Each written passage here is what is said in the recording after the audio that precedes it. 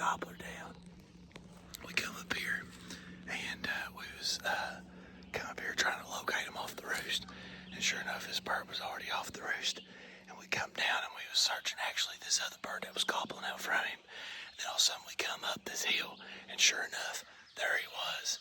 One of them was down closer, and he got up there and shot him before we even got on this other bird. So we're actually going to try to pull a double today. But here's this bird, guys. A 2-year-old. It's a 2-year-old.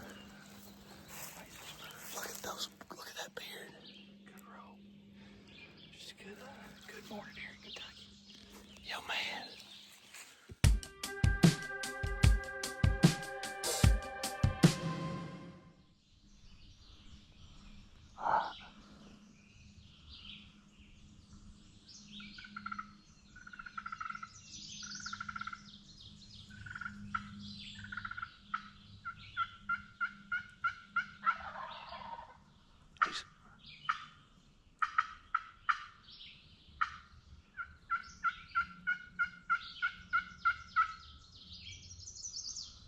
He's a lot closer, John.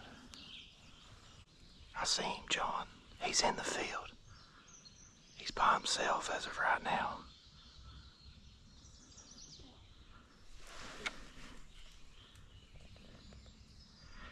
John, there's 2 of them.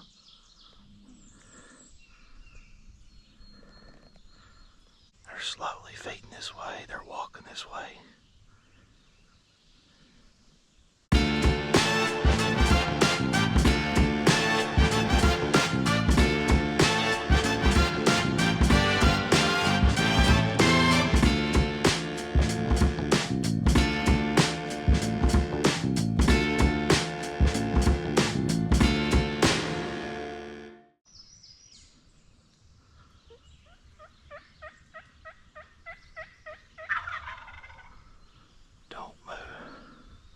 Fence, that's what I'm talking about.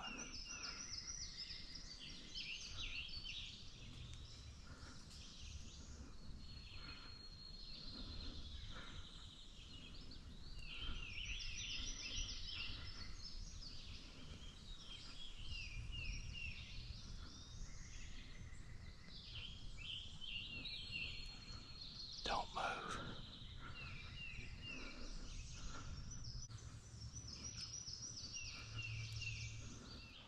What's up, guys? We got it down, didn't we? Oh. Look here. What a hunt, baby. Yes.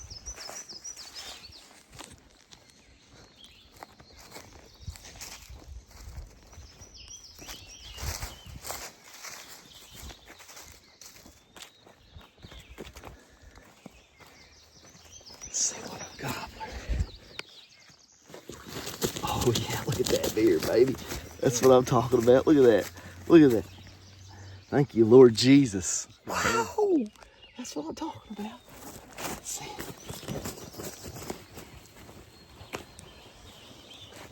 Look there, what hooks, boys. Look there, what hooks. Look there, boys. Yeah. That's what I'm talking about. Whoa. Man, he come right up. He went all the way, guys. We got him off the roost that way. John got this first one off the roost. We pulled a double this morning. And daggone, boys, here he come down. They gobbled and they went on that logging road.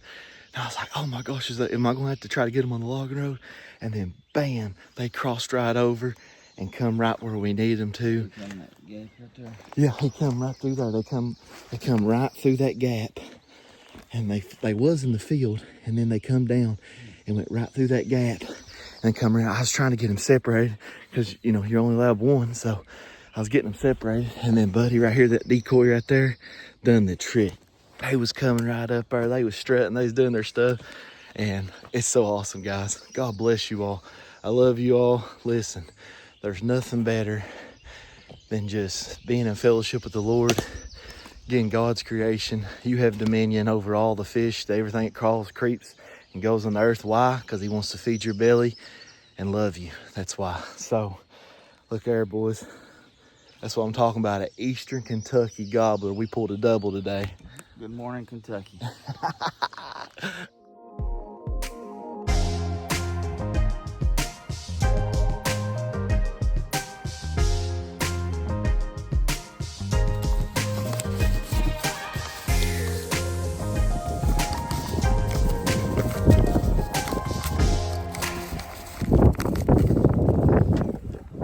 What's up, guys? We're back. We're going to clean these birds, get them cleaned up, and take the beard off and everything. And I just want to kind of show you guys how to do this. It's so simple and so easy, and you don't really have to take a lot of time or anything like that. It's very easy. So to start off with a beard, this is the most easiest way to do it. You don't have to cut nothing. You don't have to do nothing. That way you don't have no meat left over and it ain't got a rod or anything like that. And you can actually save your beard. And it's so easy. Watch this. So we take it right here like this, and you pull it and you get the feathers back like that, as you can see. And then you take it and then you just literally pop it off, and it'll look just like that right there, literally with no meat, and your beard is saved right there. So that's how. And I start making a little slit right down that skin, all the way right through there. Okay, and then I take it and I get my knife underneath that skin, and then I start cutting back.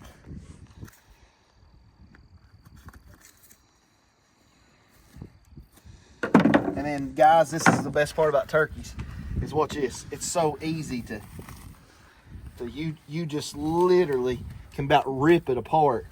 And this is the best way, guys. You don't get a lot of feathers on it. You don't have to really gut them if you don't want to or anything like that. And what I do is I like to take their legs and I just break them down like that. That gets them good and flat. And then keep pulling that on back a little bit like this.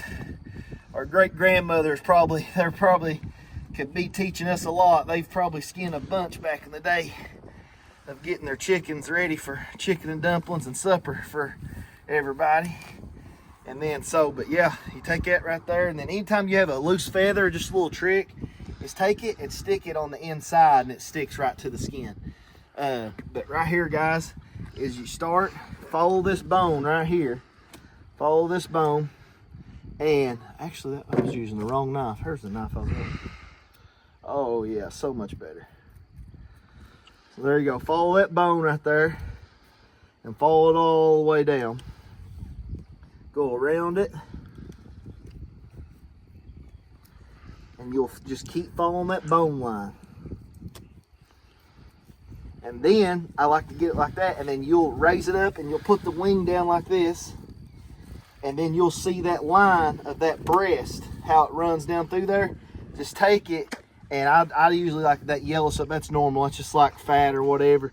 And you just take it, and I cut it around that yellow, and I just cut that like that right there, and I go all the way down.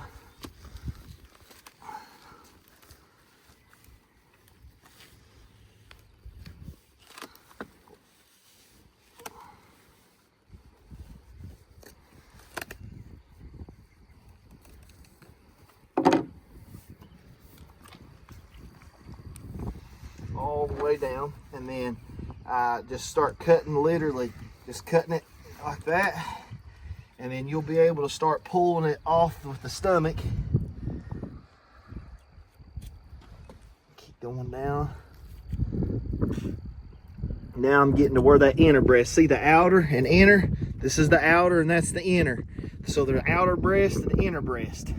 The inner breast is so tender, guys. I mean, which it's all tender. It's so good. But literally, that inner breast, man, it'll melt in your mouth. Just follow that like that. And then get it. And then you'll start seeing the stomach. Start pulling away from the stomach lining. You definitely want to stay away from that. We'll pop him open here in a minute and see what he's been eating.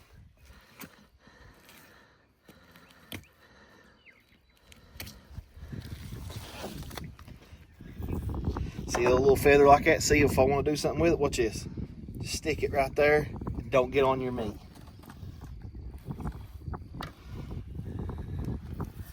And literally, guys, you can just about pull it off. And right there, take it and just slice that right on down like that.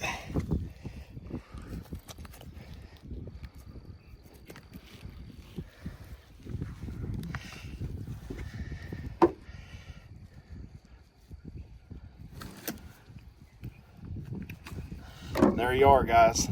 There's one side of the breast. There's the inner breast. That right there will just completely fall off, and you got your one side of the breast. And what we'll do is, guys, get you a Ziploc bag. Just go ahead. Usually I have these ready, but get you a Ziploc bag. I recommend putting one half a breast in, because if you have a mess, that way you can freeze it, and if you don't have a big bunch of people coming, you can still fix it for a small group and you won't waste a bunch. And so just put that in there for a small one. Let's see what he's been eating. Let's see what he's been eating. Let's see what he's been eating. Wow, looks like a lot of tops of grass. A lot of, is that fescue head it looked like? A lot of head of fescue. Look at that, full of it. Wow, pretty awesome, guys. There it is, guys. I'm gonna go ahead and get the other side done. And then, well, here, let me go ahead and show you the spurs. I'll go ahead, if you wanna keep the spurs right here, this right here at this joint, take your knife, go around the joint, like this, all the way around it, cut it on all sides, and then you just take it. It's gonna make a pop, like a little weird sound, and make it like that. And then you take it and just cut the leader. Let's see here.